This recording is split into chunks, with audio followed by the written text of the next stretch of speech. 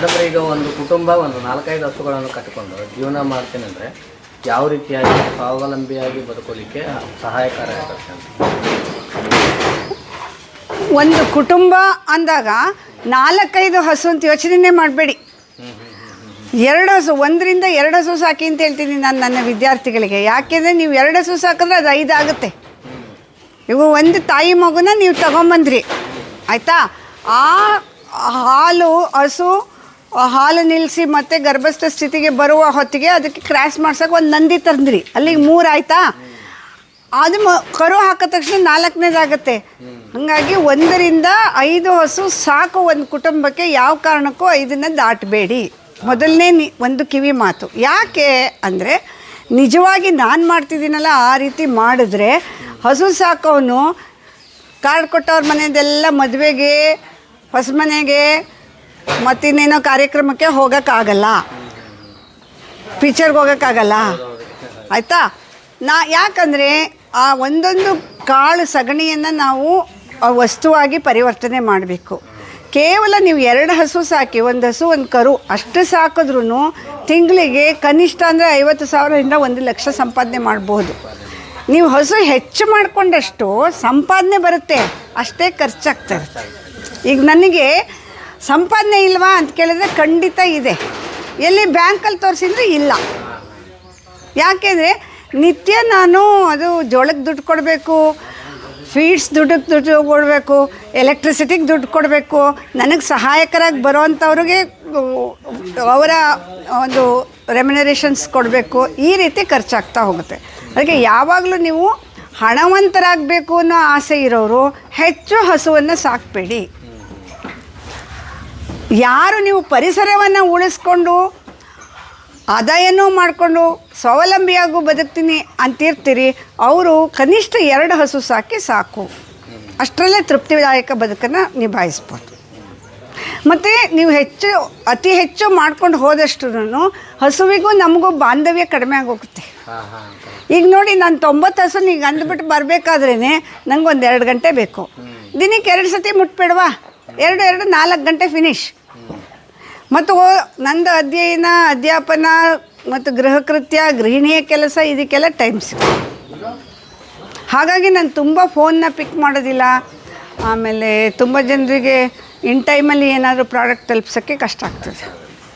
Madam 50,000 ದುಡಿಬೋದು ಅಂತ ಈಗ ಇದು ಹೈನುಗಾರಿಕೆ ಮಾಡ್ಬೇಕಂದ್ರೆ ಹಾಲು ಉತ್ಪಾದನೆ ಕಮ್ಮಿ, 50,000 ಹೆಂಗೆ ಸಾಧ್ಯ ಅಂತ? ಹೈನುಗಾರಿಕೆ ನಮ್ಮ ಕಾನ್ಸೆಪ್ಟೇ ಅಲ್ಲ. ಸಗಣಿ ನಮ್ಮ ಹತ್ರ ಗೋಮಯ, ನೀವು ಗೋಮಯ ಅಂತೀರ, ಸಗಣಿ ಅಂತೀರ ನಿಮ್ಮ ಕಡೆ? ಸಗಣಿಯಿಂದ ಹಣ ಮಾಡಿ ಅಂತ ನಾನು ಹೇಳ್ತಾ ಇದ್ದೀನಿ. ನೋಡಿ, ಇದು ಒಂದು ತೋರಣ ನೀವು ತಯಾರು ಮಾಡಬೇಕಾದ್ರೆ ಇಂಥದ್ದೊಂದು ಪ್ಲಾಸ್ಟಿಕ್ನಲ್ಲೋ ಚೈನಾ ಕ್ಲೇನಲ್ಲೋ ಇನ್ನೊಂದರಲ್ಲೋ ಗ್ಲಾಸಲ್ಲೋ ತೋರಣ ತೊಗೊಳ್ತೀರಿ ಅಂತಂದರೆ 800-1,000 ರೂಪಾಯಿ ಖರ್ಚು ಮಾಡ್ತೀರಿ, ಹೌದಾ? ಹಾಂ, ಅದು ಆ ಪ್ಲಾಸ್ಟಿಕ್ಕು ಒಂದು 2-3 ತಿಂಗಳಾದಮೇಲೆ ಧೂಳು ಕುಳಿತುಕೊಳುತ್ತೆ, ಹೌದಾ? ಆಮೇಲೆ ನಿಮ್ಗೆ ಇಷ್ಟ ಆಗಲ್ಲ, ಅಯ್ಯೋ ಅದನ್ನೇ ನೋಡಬೇಕಲ್ಲ ಅನಿಸುತ್ತೆ, ಅವಾಗ ತೆಗೆದು ಬಿಸಾಕ್ತೀರಿ. ಅದು ಭೂಮಿಗೆ ಬಿದ್ದೇನಾಗುತ್ತೆ? ಪರಿಸರ ಹಾಳು ಮಾಡುತ್ತೆ. ನಮ್ಮದು ಹಾಗಲ್ಲ. ನಿಮಗೆ 450-500 ರೂಪಾಯಿ ಒಳಗಡೆ ಈ ತೋರಣ ಸಿಗುತ್ತೆ. ಇದು ಗೋಮಯ ಆಗಿದೆ, ಇದರಲ್ಲಿ ಪಾಸಿಟಿವ್ ಎನರ್ಜಿ ಇದೆ. ಮತ್ತು ಇದು ನಿಮಗೆ ಬೇಜಾರಾದಾಗ ತೊಳೆದ್ಬಿಟ್ಟು ಎತ್ತಿಟ್ಕೋಬಹುದು. ಆಮೇಲೆ ಅಕಸ್ಮಾತ್ ಹಂಗೂ ಬೇಜಾರಾಯಿತು, ನೀವು ಇದನ್ನು ನಿಮ್ಮನೆ ಹೂಕುಂಡಕ್ಕೋ ತೋಟಕ್ಕೋ ಹಾಕಿದ್ರೆ ಅಲ್ಲಿ ಗೊಬ್ಬರ ಆಗುತ್ತೆ.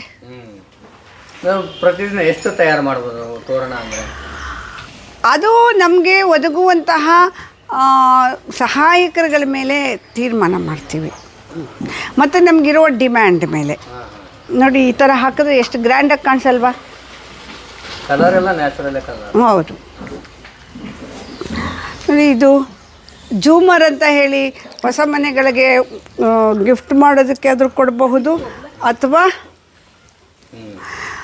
ನಮ್ಮಗಳ ಮನೆಯಲ್ಲೂ ಇದು ಹಾಕಿದ್ರೂ ಕೂಡ ಚೆನ್ನಾಗಿ ಇರ್ತದೆ. ಜೂಮರ್ ಅಂತ ಕರಿತೀವಿ. ಇದು ನೋಡಿ, ಹೆಣ್ಮಕ್ಳು ಕತ್ತಿಗೆ ಹಾಕೊಳ್ಳುವಂತಹ ಸರ, ದೇವಿ ಚಿತ್ರ ಮಾಡಿ ಮಣಿ ಮಾಡಿದ್ದೀವಿ. ಇದು ಫ್ರಿಜ್ಗೆ ಹಾಕುವಂಥ ಮ್ಯಾಗ್ನೆಟ್ಟು, ಫ್ರಿಜ್ ಮ್ಯಾಗ್ನೆಟ್ ಮಾಡಬಹುದು. ಆಮೇಲೆ ನಿಮ್ಮ ಕಾರಲ್ಲಿ ಹ್ಯಾಂಗ್ ಮಾಡ್ಕೊಳ್ಳೋ ಅಂತಹ ಮಿರರ್ ಮುಂದೆ ಹ್ಯಾಂಗ್ ಮಾಡುವಂತಹ, ಡ್ಯಾಶ್ ಬೋರ್ಡ್ ಮುಂದೆ ಹಾಕ್ಕೊಳ್ಳುವಂತಹ ಕಾರಿನ ಒಂದು ಪೆಂಡೆಂಟ್ ಮಾಡ್ತೀವಿ. ಹಾಗೆ ಯಾವುದೋ ಒಂದು ಕಾರ್ಯಕ್ರಮ ಮಾಡ್ತೀವಿ, ಕಾರ್ಯಕ್ರಮದಲ್ಲಿ ಯಾರಿಗೋ ನಾವು ಮಾಲೆ ಸಮರ್ಪಣೆ ಮಾಡಬೇಕಾಗತ್ತೆ, ಹೂಮಾಲೆನ. ಅದರ ಬದಲು ಈ ಥರ ಹೂಮಾಲೆ ಒಬ್ರಿಗೆ ಹಾಕಿದ ಹೂಮಾಲೆ ಇನ್ನೊಬ್ರು ಹಾಕ್ಕೊಳ್ಳೋಂಗಿಲ್ಲ, ಹೌದಾ? ವೇಸ್ಟ್ ಅದು. ಹೂಮಾಲೆನಾದರೂ ಒಂದು ಅದನ್ನು ಒಣಗಿಸಿ ಏನೋ ಒಂದು ಹೂ ಬೆಳೆದ ರೈತನಿಗೆ ಮಣಿಗಳು, ಪ್ಲಾಸ್ಟಿಕ್ ಮಣಿಯ ಮಾಲೆ ಕೊಡ್ತಾರೆ, ಅದು ಮತ್ತೆ ಪುನಃ ಪರಿಸರಕ್ಕೆ ಮಾರಕವಾದ ಹಾಕ್ತಾರೆ. ಇಂಥದ್ದು ಹಾಕ್ಬೋದಲ್ಲ. ನಾವು ನಮ್ಮ ಸನ್ಮಾನದ ಕಾರ್ಯಕ್ರಮದಲ್ಲಿ ಸಗಣಿಯಿಂದ ಮಾಡಿದ ಒಂದು ಕುಕ್ಕೆ ಥರ ಮಾಡಿಬಿಟ್ಟು ಈ ಕೆಲವು ಪ್ರಾಡಕ್ಟ್ಸನ್ನು ಇಟ್ಬಿಟ್ಟು ಈ ಮಾಲೆನೂ ಅದರೊಳಗಡೆ ಇಟ್ಬಿಟ್ಟು ಅವ್ರಿಗೊಂದು ಗುಲಾಬಿ ಹೂವು ನಿಂಬೆಹಣ್ಣು ಕೊಟ್ಟು ಕಾರ್ಯಕ್ರಮ ಮಾಡ್ತೀವಿ. ಇದನ್ನು ತೊಗೊಂಡೋಗಿ ಅವ್ರ ಮನೇಲಿ ದೇವ್ರ ಫೋಟೋಗೆ ಹಾಕ್ಕೋಬೋದು, ಮನೆಯ ಹಿರಿಯರ ಫೋಟೋಗೆ ಹಾಕ್ಕೊಳ್ಬಹುದು. ಮನೆಯಲ್ಲಿ ಸುಮ್ಮನೆ ಒಂದು ಕಡೆ ಹ್ಯಾಂಗ್ ಮಾಡಿದ್ರೂ ಆ ಗೋಮಯದ ಪಾಸಿಟಿವಿಟಿ ಬರ್ತಾ ಇರುತ್ತೆ. ಎಷ್ಟು ವರ್ಷ ಬೇಕಾದರೂ ಬರುತ್ತೆ. ನೋಡಿ, ಎತ್ತಾಕ್ತೀನಿ, ಒಣಗಲ್ಲ. ಬಾಳಿಕೆ ಎತ್ತಾಕಿದ್ರೆ ಒಡೆಯೋದಿಲ್ಲ, ನೀರಲ್ಲಿ ಸುಮ್ಮನೆ ನೆಂದರೆ ತೊಳೆದ್ರೆ ಏನು ಕರಗೋದಿಲ್ಲ. ನಾವು ಕೋಪಕ್ಕೆ ಬಿದ್ದು 3 ದಿನ 7 ದಿನ ಹಂಗೆ ನೀರಲ್ಲಿ ನೆನೆಸಿ ಜಜ್ಜಿದ್ರೆ ಮಾತ್ರ ಕರಗತ್ತೆ ಅಷ್ಟೆ. ಈಗ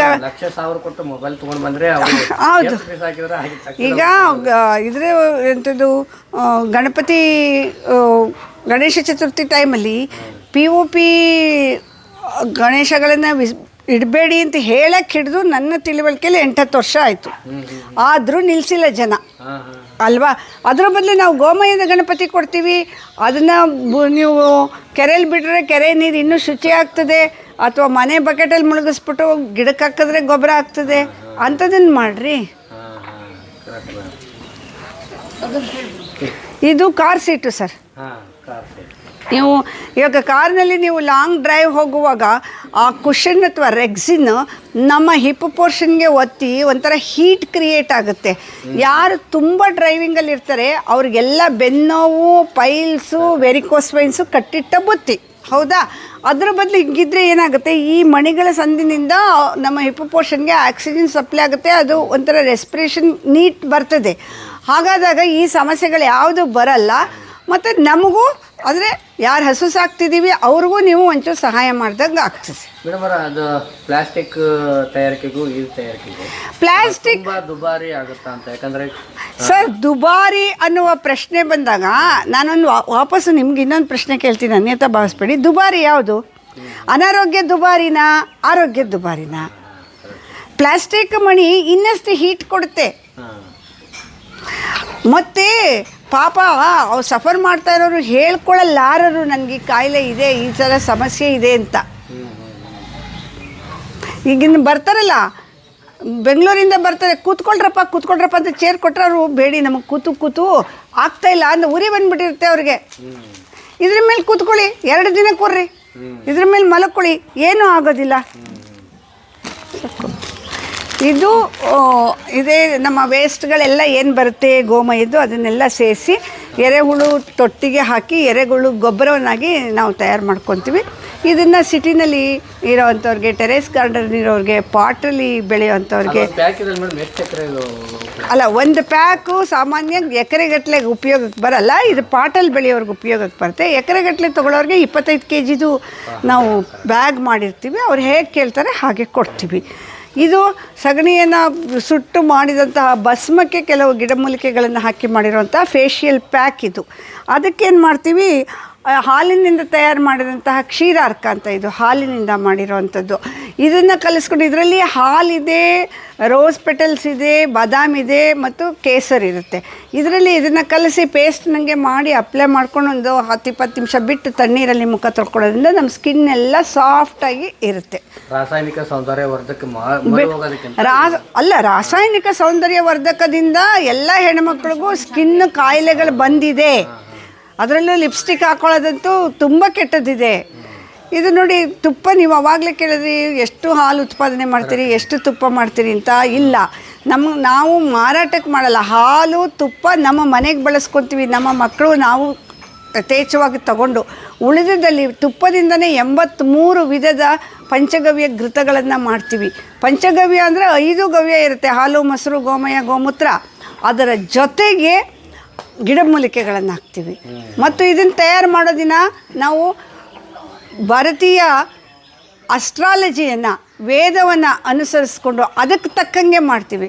ಅದು ನಮ್ಮ ಶರೀರದ ಎಲ್ಲ ಸೆಲ್ಸ್ನ ರೀಜನ್ರೇಟ್ ಮಾಡುತ್ತೆ. ಇದು ದಂತಮಂಜನ, ಹಲ್ಲುಜ್ಜೋದಕ್ಕೆ ಆಗಿ ಇಟ್ಕೊಂಡಿರೋವಂಥ ಪುಡಿ, ಹಲ್ಲು ಪುಡಿಯಾಗಿ ಬಳಸ್ತೀವಿ. ಇದು ಕೂಡ ಅಷ್ಟೇ, ಪಂಚಗವ್ಯದ ಜೊತೆಗೆ 48 ಗಿಡಮೂಲಿಕೆಗಳು ಇದರೊಳಗಡೆ ಇದೆ. ವಾತಪಿತ್ತ ಕಫವನ್ನು ಆರ್ಡರೈಸ್ ಮಾಡುತ್ತೆ. ಚಿಕ್ಕ ಮಕ್ಕಳು ಅಕಸ್ಮಾತ್ ಇದನ್ನು ಹಲ್ಲು ತಿಂದುಬಿಟ್ರೂ ಕೂಡ ಅವ್ರಿಗೆ ಅದು ಆ ಹೊಟ್ಟೆಲಿರುವಂಥ ಜಂತುಗಳೆಲ್ಲ ನಾಶವಾಗ್ತದೆ, ತುಂಬ ಒಳ್ಳೆಯದಾಗ್ತದೆ. ಇದು ಬಂದ್ಬಿಟ್ಟು ವಿಭೂತಿ, ತ್ರಿಪುಂಡ್ರ ಧಾರಣೆ ಮಾಡೋದಕ್ಕೆ, ಭಸ್ಮ ಧಾರಣೆ ಮಾಡೋದಕ್ಕೆ ತುಂಬ ಪ್ರಿಯವಾದದ್ದು.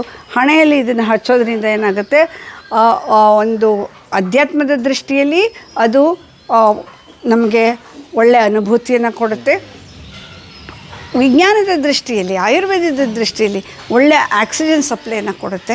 ತುಂಬ ಆರೋಗ್ಯಕ್ಕೆ ಒಳ್ಳೆಯದು, ಚರ್ಮ ಸಂಬಂಧ ರೋಗಗಳಿಗೆ ಒಳ್ಳೆಯದು, ಮತ್ತು ಒಂದು ಆಕ್ಸಿಜನ್ ಸಪ್ಲೈಯಿಂಗ್ ಆಗ್ತದೆ. ಇವತ್ತಿನವರೆಗೆ ನಮ್ಮ ಗೋಶಾಲೆಗೆ ತಾವು ಬಂದು ನಮ್ಮ ಎಲ್ಲ ಚಟುವಟಿಕೆಗಳಲ್ಲಿ ಅದನ್ನು ತಾವು ಪಾಸಿಟಿವ್ ಆಗಿ ತಗೊಂಡು ಸಮಾಜಕ್ಕೆ ಇದನ್ನು ತಲುಪಿಸೋವಂಥ ಪ್ರಯತ್ನ ಮಾಡ್ತಾಯಿದ್ದೀರಾ. ಇದನ್ನು ಅತಿ ಹೆಚ್ಚು ಜನ ನಮ್ಮ ಗೃಹಿಣಿಯರು, ಯುವಕರು, ರೈತ ಬಂಧುಗಳು ಬಳಸ್ಕೊಳ್ಳಿ. ಹಾಗೆ ಯಾರೆಲ್ಲ ಸ್ಥಿತಿವಂತರಿದ್ದೀರಿ ಅವರೆಲ್ಲ ಗೋವಿನ ಪ್ರಾಡಕ್ಟ್ಸನ್ನು ದಯಮಾಡಿ ಬಳಸಿ ಗೋವನ್ನು ಸಾಕೋದಕ್ಕೆ ಸಹಕಾರಿಗಳಾಗಿ.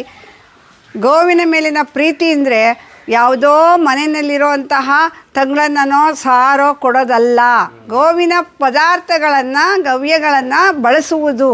ದಯವಿಟ್ಟು ಅದನ್ನು ಮಾಡಿ ಅಂತ ಕೇಳ್ಕೊಳ್ತಾ, ನಿಮ್ಮಗಳ ಹುಟ್ಟುಹಬ್ಬ ಇರಬಹುದು, ಅಥವಾ ವೆಡ್ಡಿಂಗ್ ಆ್ಯನಿವರ್ಸರಿ ಇರ್ಬೋದು, ಅಥವಾ ನಿಮ್ಮ ಮನೆಯ ಪಿತೃಗಳ ಪುಣ್ಯಸ್ಮರಣೆಯ ಕಾರ್ಯಕ್ರಮ ಇರ್ಬೋದು, ಗೋಶಾಲೆಗೆ ಭೇಟಿ ಕೊಡಿ. ನಿಮ್ಮ ಯಥಾನುಶಕ್ತಿ ಗವ್ಯಗಳನ್ನು ಪರ್ಚೇಸ್ ಮಾಡಿ, ಅದು ಕೊಂಡ್ಕೊಳ್ಳೋದ್ರ ಮೂಲಕ ನಮಗೆ ಪ್ರೋತ್ಸಾಹನ ಕೊಡಿ ಅಂತ ಕೇಳ್ಕೊಳ್ತೀನಿ. ನಿಮಗೂ ಹಾಗೆಯೇ ಇದನ್ನೆಷ್ಟೊತ್ತು ಶೂಟ್ ಮಾಡಿದಂಥ ಹನುಮಂತು ಅವರಿಗೂ ಕೂಡ ಹೃತ್ಪೂರ್ವಕವಾದಂಥ ಧನ್ಯವಾದಗಳು. ನಮಸ್ತೆ.